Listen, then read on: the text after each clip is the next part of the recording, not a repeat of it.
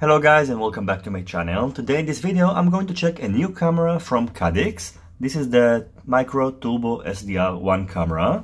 It comes only in one version, which has a 2.1mm lens option, and the video system is selectable in the OSD, so you can switch between PAL and NTSC. In addition, the aspect ratio is also selected inside the OSD, so you can switch between a 4:3 and a 16:9 aspect ratio. Although the Micro Turbo SDR1 looks alike like the Turbo Micro S1, it uses a different sensor, the SONY Exmor-R sensor, which is a CMOS sensor, unlike the Turbo Micro S1, which uses a CCD one. In addition, the Turbo Micro SDR1 has a super wide dynamic range option, and later on you're going to see a comparison side by side so you can decide if you like it or not. Inside the small package we get in the camera itself an OSD control board, a bracket to mount the camera, and all the necessary wires and screws that will enable you to connect the camera to your flight controller and also to the OSD board as well. The weight of the Turbo Micro SDR1 is 5.71 grams,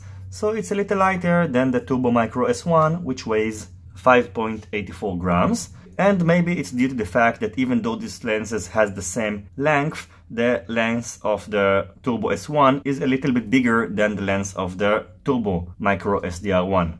Besides that, the dimensions of the Turbo Micro SDR1 camera is the same as the Turbo Micro S1, and it's about 19.2 by 19.2 by 17.6 millimeters, of course including the lens. So the next thing I was about to show you is how to control all the settings through the OSD board, but unfortunately by accidentally long pressing the joystick I got the camera into HD mode and now it's not usable. Caddx are aware of this issue and they are going to fix it, and according to them, if you want to exit this mode you need to long press the up joystick button, but unfortunately it's not working for me. So just as a general advice, if you play around with OSD settings, be careful not to long press the right, left and bottom joystick buttons. Luckily I already took the side-by-side videos. In the OSD settings you can control the WDR settings. In addition, you can change between NTSC and PAL, and also change between 4:3 and 16:9 ratio options. Of course, you have all the standard options to set the pictures, such as contrast and etc. And you can also set the day and night mode. You can switch between color, auto, and black and white.